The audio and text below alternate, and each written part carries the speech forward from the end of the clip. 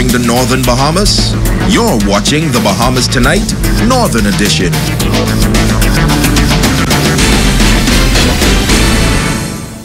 Welcome back. With technology becoming more prevalent in our everyday lives, some have questioned whether or not libraries are still relevant. Persons have now begun purchasing ebooks and tablets, and information is now readily available in the comfort of their homes via the internet. In this report, the executive director of a local library says she believes libraries are still needed and offers a wide range of resources for the public. Natalia Hall reports. With technology increasing each and every day across the world, the executive director of the Sir Charles Haywood Library, Geneva Rutherford, says the library must remain relevant, and so they offer a number of essential services to the public.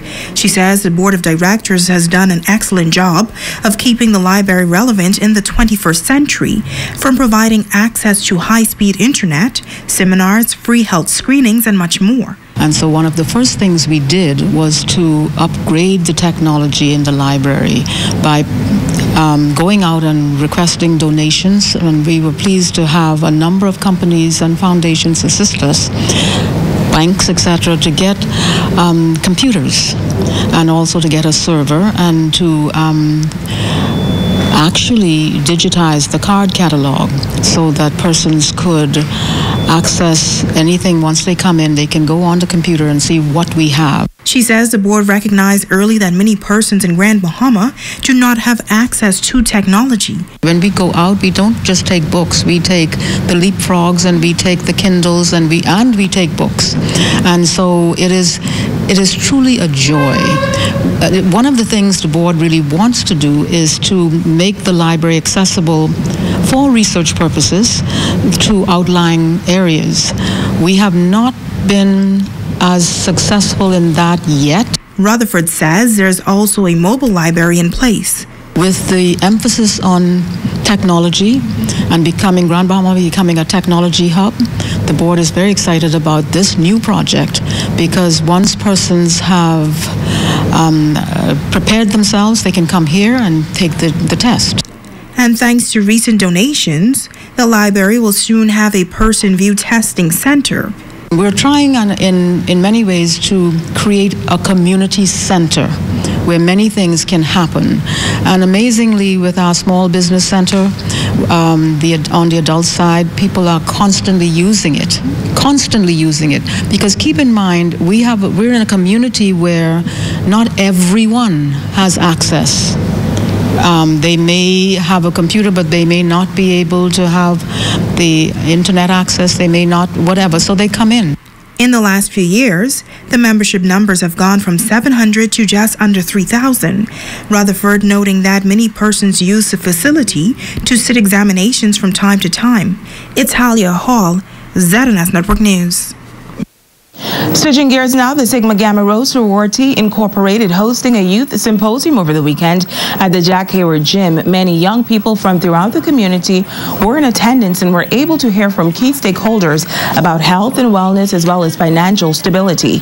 Member of the organization, Phil Grant, says that they believe that young people are being attacked and are facing pressures that other generations have never had to face. Under the theme H3, it's all about me, we're looking at 3 different topics. 1, healthy choices. This is talking about self-esteem and who you are as an individual.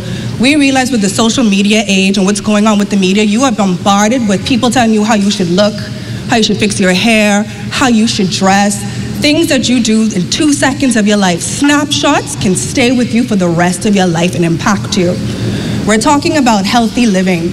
Just as important as what you put into your mind is what you put into your body. And we're talking about healthy generations, because no matter what you do, if we want you to have a long life, you want to make sure that you have some money to go with that long life. Senator Catherine Forbes Smith also addressing the group. She encouraged the young people to be fearless at all times and seek ways to build themselves internally.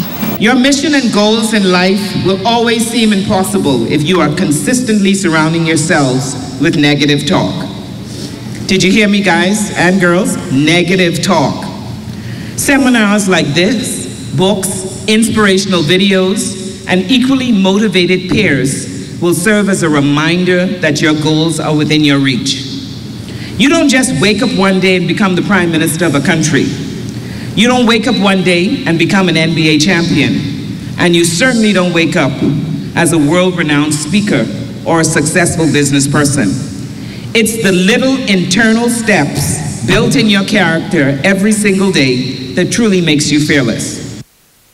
Well, students at the Maurice Moore Primary School taking part in an annual leadership seminar under the theme, "The Leader is in Me." The youngsters were challenged to exhibit leadership values. Jay Philippe has more. 5th and 6th grade students got some inspiring words from Mr. Tasman Sutherland, youth pastor at Agape House, on how leadership will impact their lives as they prepare to transition into junior high school. The presentation, I kind of went through, that each of us have a gift that God has given us, the leadership capability to be great, to serve and to be responsible. But what he did not know was inside the pen was a $50 bill. And when I brought it to his attention and all of the students that were present, everybody was in amazement, and some of his friends were knocking him saying, "But you give up $50. And that's how we are sometimes. There's a great gift on the inside of us, but we sell ourselves short because sometimes we fail to tap into those gifts that God has placed on the inside of us. Sutherland says that it's important that young persons understand the importance of fulfilling their gifts and talents that make them unique even at a young age. I found as a youth pastor, one of the things that is so incredible is we have scores of gifts that lie dormant from young straight through adulthood, and sometimes those gifts are left untapped. And sometimes even persons die with gifts that are dormant.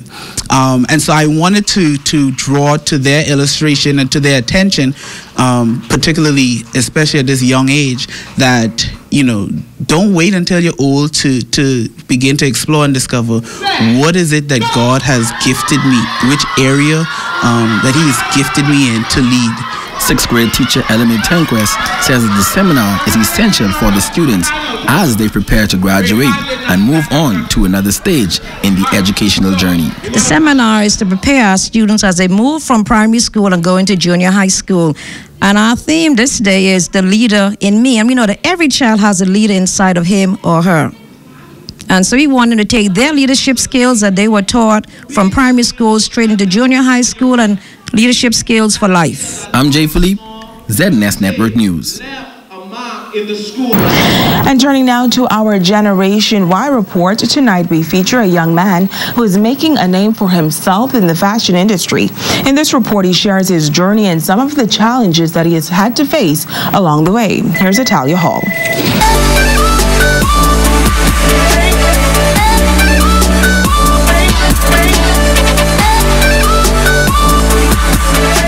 The name of the brand is The Rich, owned by Richard Shepard, a young Grand Bahamian designer.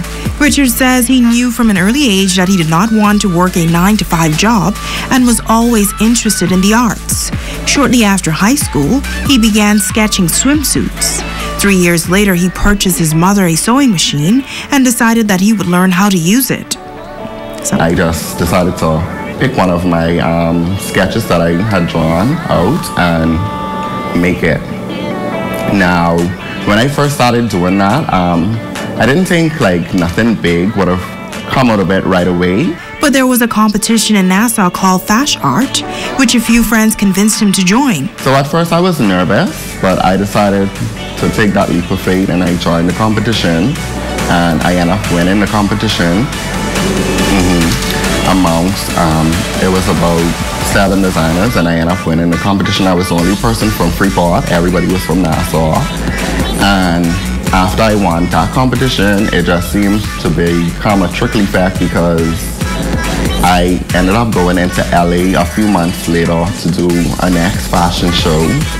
And I guess that's when everything started to take off. He says it was at that moment that he took his passion seriously.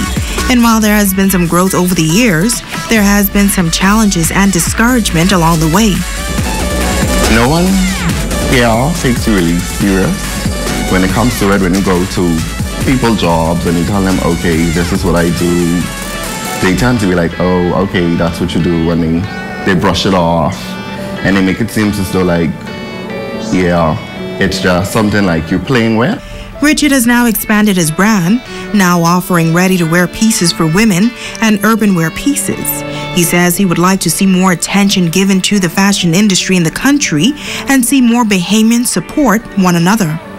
You'll see if it's Haitians, Haitians tend to stick together. Jamaicans tend to stick together. The Chinese, they tend to stick together. And it's like, why can't we do the same thing? So, I would definitely love to see that in the long run.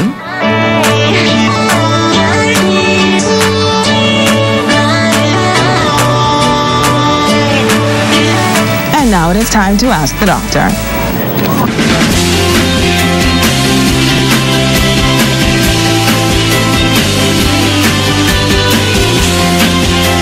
Welcome to Ask the Doctor. Recently, I received a very simple question from Trevor, who asked, where can I get a complete physical in Grand Bahama? This is a great question, and it helps me to introduce the very important subject of men's health. First of all, Trevor, you can make an appointment with a doctor who practices family medicine anywhere in Grand Bahama. Alternatively, you can contact your community clinic and make an appointment for a complete physical examination with the family medicine doctor practicing there. I would like to commend you for being proactive about your health, which unfortunately is not something Bahamian men do very often. 70% of deaths in the Bahamas are considered preventable. That means if the person had made different lifestyle choices, they most likely would have not died. It is now recommended that men begin getting regular health checkups beginning at age 20. This may not seem like a big deal, but it is one of the basic building blocks of a healthy life, along with regular exercise and healthy eating habits. Your yearly exam should include cholesterol and blood sugar levels, a blood pressure check, weight and body mass index, as well as providing guidance on healthy lifestyle choices. I'm Dr. Monique Pratt, and this has been Ask the Doctor. Stay with us. Ramiko Knowles has a check on sports when we come back.